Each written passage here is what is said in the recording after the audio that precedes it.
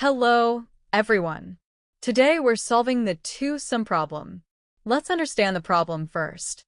We are given an array of integers and a target value. Our goal is to find two numbers in the array that add up to the target. Then we return the indices of these two numbers. There are three important constraints. First, each input has exactly one solution. Second, we cannot use the same element twice. Third, we can return the answer in any order. Let's look at an example. The input array is 2, 7, 11, 15, and the target is 9. The output is 0 and 1 because element at index 0 is 2 and element at index 1 is 7.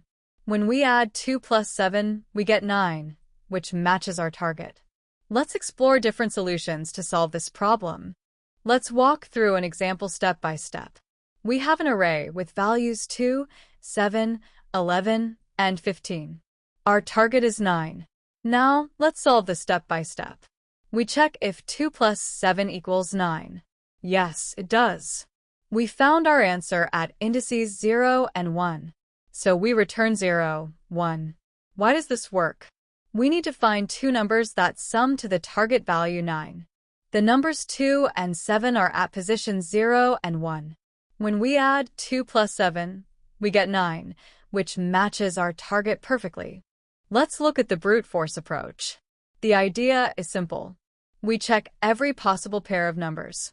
We use two nested loops. The outer loop picks the first number. The inner loop picks the second number. Then we check if their sum equals the target. For each element at index I, we compare it with every element after it.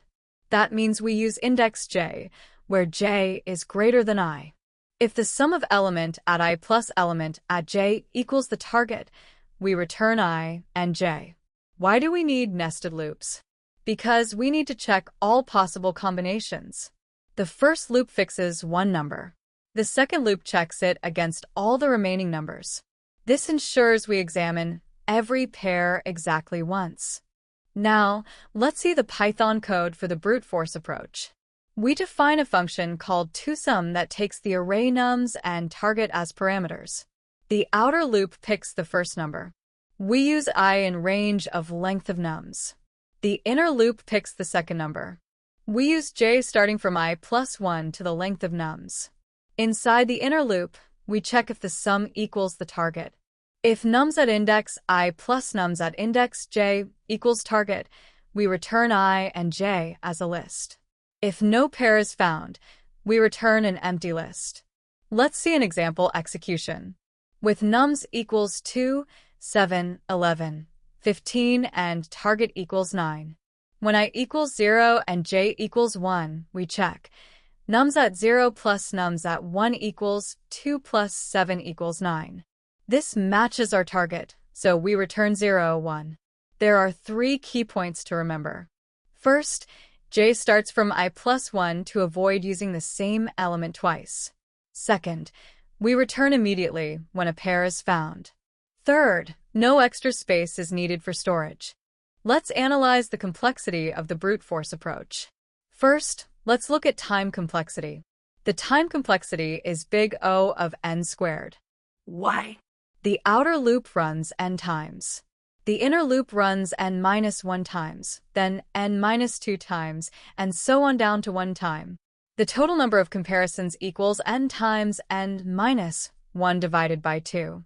This gives us big O of n squared, which is quadratic time. Now, let's look at space complexity.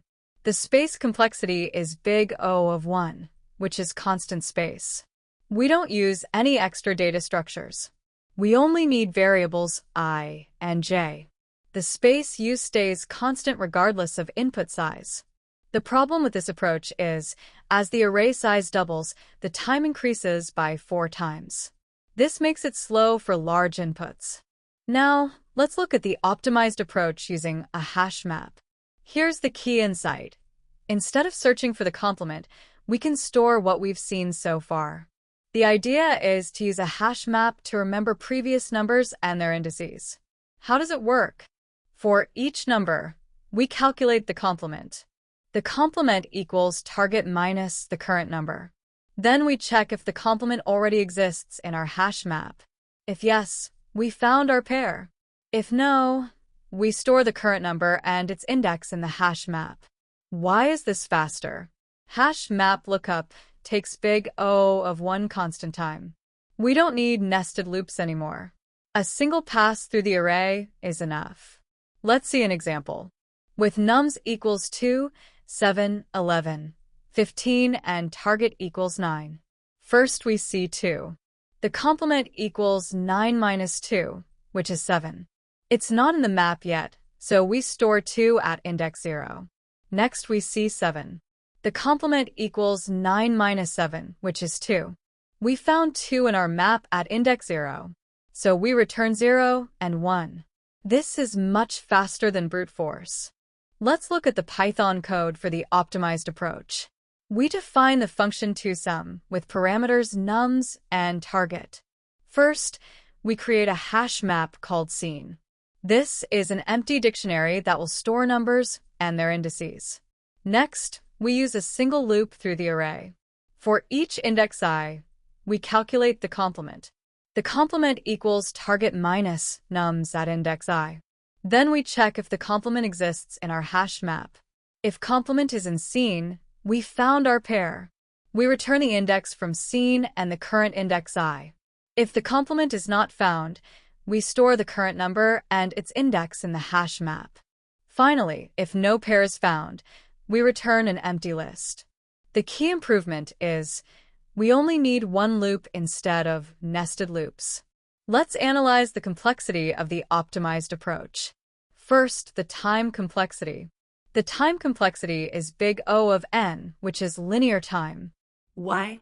We use a single loop through the array, which runs n iterations. Hash map lookup takes big O of 1 per element. Hash map insertion also takes big O of 1 per element.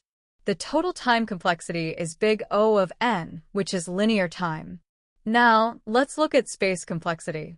The space complexity is big O of n. The hash map stores at most n elements. In the worst case, the answer is the last 2 elements. We need to store all previous elements before finding the answer.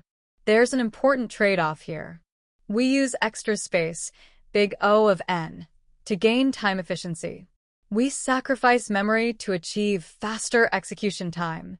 Let's compare both solutions and understand how to navigate from brute force to optimal. First, the brute force approach. Time complexity is big O of n squared, and space complexity is big O of 1. We check every pair using nested loops. It's simple but slow for large inputs. Now the optimized hash map approach. Time complexity is big O of n, and space complexity is big O of n. We use a single pass with instant lookups. It's fast but uses extra memory. How do we navigate from brute force to optimal? Let's break it down. The problem in brute force is searching for the complement takes big O of n time. Then we ask, can we find the complement faster than linear search? The key insight is hash map provides big O of 1 lookup time. The final optimization is trade space for time by storing scene numbers. Here's an important interview tip. Always start with brute force, identify the bottleneck, then optimize. For this problem, the bottleneck is finding the complement. The hash map eliminates this bottleneck completely. This is a classic example of using extra space to improve time complexity. Thank you so much for watching this tutorial. I hope you found this lesson helpful and easy to understand. If you enjoyed this video, please hit the like button.